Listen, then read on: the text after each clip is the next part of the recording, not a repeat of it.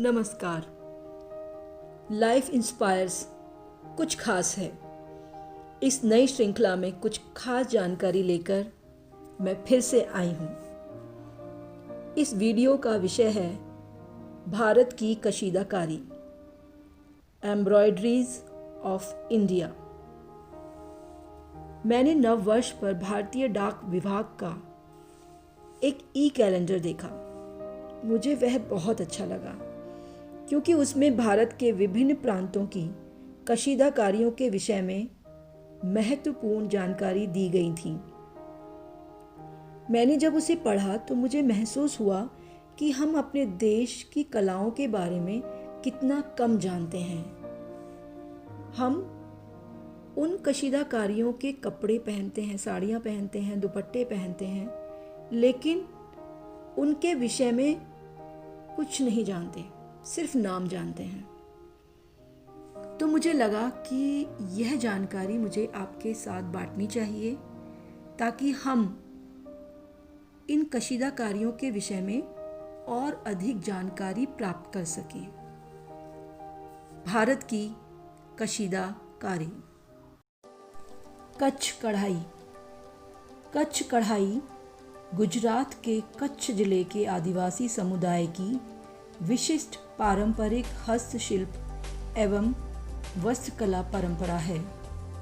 यह कढ़ाई साधारणतया सूती कपड़ों पर नेट के रूप में की जाती है, जिसमें सूती या रेशमी धागों का इस्तेमाल होता है।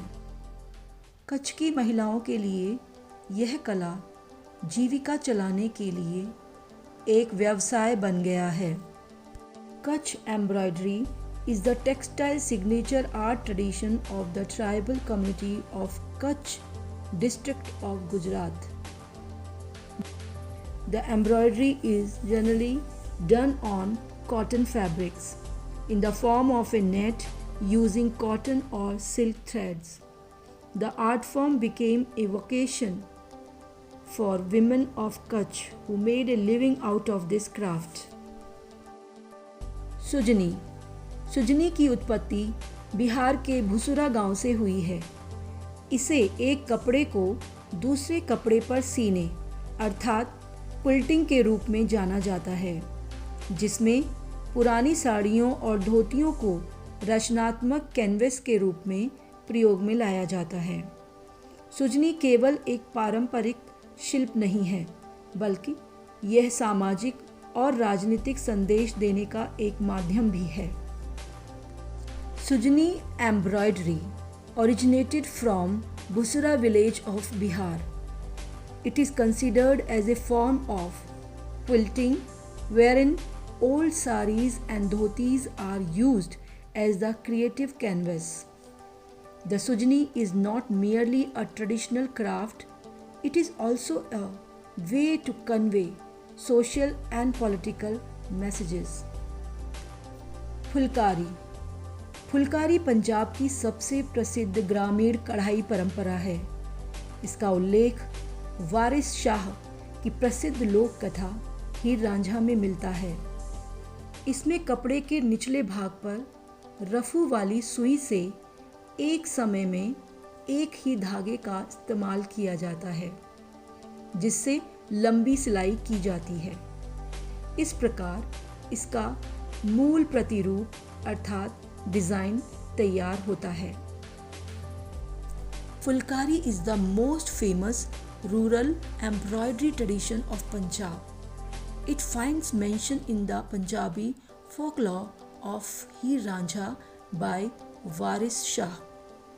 It uses a dam stitch done from the wrong side of the fabric using damming needles, one thread at a time, leaving a long stitch below to form the basic pattern. Kantha. Kantha संभवतः भारतीय कढ़ाई की सबसे पुरानी विधा है, क्योंकि इसका इतिहास प्रथम शताब्दी ईस्वी से आरंभ माना जाता है। इस कशीदाकारी में साड़ियों एवं धोतियों जैसे पुराने वस्त्रों का पुनर्प्रयोग किया जाता है और इन पर हाथ से साधारण सिलाई करते हुए इन्हें किसी नए उत्पाद में परिवर्तित किया जाता है। पश्चिम बंगाल, त्रिपुरा और ओडिशा राज्यों में कांथा कशीदाकारी को ग्रामीण महिलाओं द्वारा प्रायः प्रयोग में लाया जाता है। Kantha is perhaps the oldest form of Indian embroidery as it can be traced back to the 1st century AD. This needlework reuses old clothes such as saris and dhotis and turns them into something new with a simple stitch. It is a form of embroidery often practiced by rural women in the states of West Bengal, Tripura and Odisha. Chamba रुमाल एक कशीदाकारी कृत हस्तशिल्प है जिसको कभी चंबा राज्य के शासकों के संरक्षण में बढ़ावा दिया गया था। इस रुमाल से जुड़ी आरंभिक जानकारी के अनुसार इस कढ़ाई के रुमाल को 16वीं शताब्दी में गुरु नानक देव जी की बहन बेबे नानकी द्वारा बनाया गया था, जो अब होशियारपुर के गुरुद्वारे में संरक्षित है। चंबा रुमाल is an embroidered handicraft that was promoted under the patronage of the rulers of Chamba Kingdom. Earliest reported form of this rumal is the one made by Bebe Nanki, sister of Guru Nanak Dev Ji, in the 16th century, which is now preserved in the Gurudwara at Hoshiarpur. Chikankari. Chikankari का मौजूदा स्वरूप उत्तर प्रदेश के लखनऊ शहर के साथ जुड़ा हुआ है। इसकी शुरुआत मुगल सम्राट जहांगीर की पत्नी नूर जहां द्वारा की गई थी। चिकन कढ़ाई में सफ़ेद मलमल, महीन कपास या वॉयल पर सफ़ेद धागे का प्रयोग किया जाता है, जो शैडो वर्क कढ़ाई को प्रदर्शित करता है। The present form of chikankari work is associated with the city of Lucknow. Chicken embroidery is believed to have been introduced by Noor Jahan, the wife of Mughal Emperor Jahangir. Chicken embroidery involves the use of white threads on white muslin, fine cotton or voile to showcase shadow work. कमल कढ़ाई। कमल कढ़ाई आंध्र प्रदेश राज्य की पारंपरिक कढ़ाई है, जिसमें मुख्य रूप से सुंदर पुष्पों को बनाने के लिए सुई से बुनाई की जाती है। इन पुष्पों की पंखुड़ियों को देखने पर ऐसा प्रतीत होता है जैसे मानो इन पर सीढ़ियाँ या स्तर बने हुए हैं, जो कि त्रिआयामी प्रभाव पैदा करते हैं। कशीदाकारी की यह शैली सबसे पहले लगभग 500 वर्ष पहले ग्रामीण लोगों के बीच आरंभ हुई थी और बाद में इसे शाही संरक्षण प्राप्त हो गया। कमल कढ़ाई is native to the state of Andhra Pradesh that primarily uses needle weaving to stitch beautiful flowers. The flower petals look like they have steps or levels, creating a three-dimensional effect. This style of embroidery first started amongst the rural folk about 500 years ago and later received royal patronage. Kasuti. Kasuti Bharat के कर्नाटक राज्य में प्रचलित लोक कढ़ाई का एक पारंपरिक रूप है। कसूती का काम बहुत जटिल होता है, जिसमें हाथों द्वारा कभी कभी 5000 टाके लगाना शामिल होता है। इसके इतिहास की शुरुआत चालुक्य शासनकाल से मानी जाती है। कढ़ाई किए जाने वाले प्रतिरूप को सबसे पहले कोयले या पेंसिल से चिह्नित किया जाता है और फिर उचित सुइयों और धागे का चयन किया जाता है। यह सुनिश्चित करने के लिए कि प्रतिरूप कपड़े के दोनों तरफ एक जैसा दिखे, इसके लिए प्रतिरूप को अर्थात डिज़ाइन को गांठों के बिना ही टाका जाता है। Kasuti is a traditional form of folk embroidery practiced in the state of Karnataka. Kasuti work is very intricate and sometimes involves crafting up to 5,000 stitches by hand. Its history dates back to the Chalukya period. The pattern to be embroidered is first marked with charcoal or pencil, and then proper needles and thread are selected. The patterns are stitched without using knots to ensure that both sides of the cloth look alike.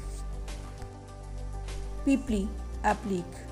पिपली एक प्रकार की कशीदाकारी है जिसमें छोटे patch या कपड़े को बड़े कपड़े पर लगाने या सिलने हेतु प्रयोग में लाया जाता है या विभिन्न सतहों पर अलग अलग डिज़ाइन, प्रतिरूप या चित्र तैयार किए जाते हैं। यह कला 17वीं शताब्दी में फ्रेंच लोगों के साथ एक कढ़ाई कला के रूप में भारत में आई।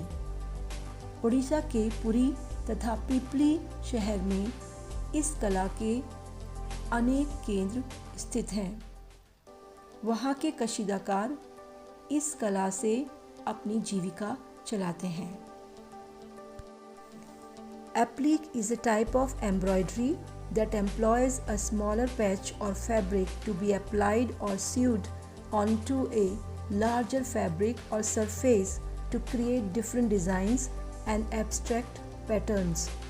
This embroidery art form came to India with the French in the 17th century. The biggest variety of applique craft centers are situated in Pipli city and Puri of Odisha. Shami लामी मणिपुर का प्रसिद्ध वस्त्र शिल्प शामी लामी है, जो एक ऐसी तकनीक का उपयोग करता है जिसमें बुनाई और कढ़ाई का संयोजन शामिल है। मेतेई समुदाय द्वारा इस जटिल तकनीक का प्रयोग किया जाता है। किसी के पास शामी लामी का होना प्रतिष्ठा का प्रतीक माना जाता है। शामी लामी is the renowned textile craft from Manipur.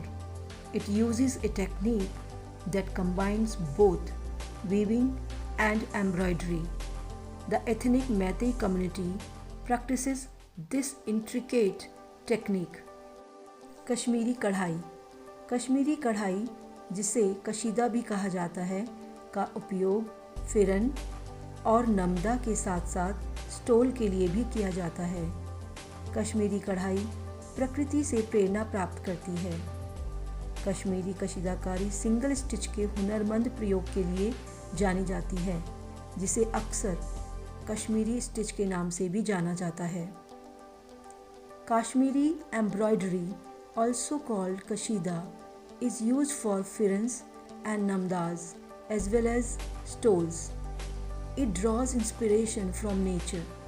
Kashmiri embroidery is known for the skilled execution of a single stitch, often called the Kashmiri stitch. Toda कढ़ाई। टोडा कढ़ाई की उत्पत्ति तमिलनाडु में मानी जाती है। स्थानीय रूप से टोडा कढ़ाई को पुखूर यानी फूल के रूप में जाना जाता है। टोडा कढ़ाई तमिलनाडु की नीलगिरी पहाड़ियों के टोडा चरवाहों की कढ़ाई कला है। टोडा कढ़ाई शॉलों की शोभा बढ़ाती है। शॉल, जिसे पूतकली कहा जाता है, उस पर लाल और काले रंग की पट्टी होती है जिसके बीच कढ़ाई की जाती है। Toda embroidery has its origins in Tamil Nadu, locally known as Pukhur, meaning flower. This embroidery is an artwork among the Toda pastoral people of Nilgiris in Tamil Nadu. The embroidery adorned shawls. The shawl, called Putkuli, has red and black bands between which this embroidery is done. मित्रों, जैसा कि मैंने बताया था कि मैंने ई calendar में से यह जानकारी ली है, तो उसमें 12 यानी 12 कशीदाकारियों के विषय में जानकारी थी जो मैंने आपके साथ शेयर की है। आगे भी मैं इस तरह की और जानकारियाँ आपके साथ शेयर करती रहूँगी। आशा करती हूँ कि आपको यह वीडियो पसंद आएगा। कृपया आप अपने कमेंट्स YouTube के कमेंट बॉक्स में ज़रूर लिखें। उससे हमें अपने प्रोग्राम को और बेहतर करने के लिए प्रेरणा मिलती है। धन्यवाद।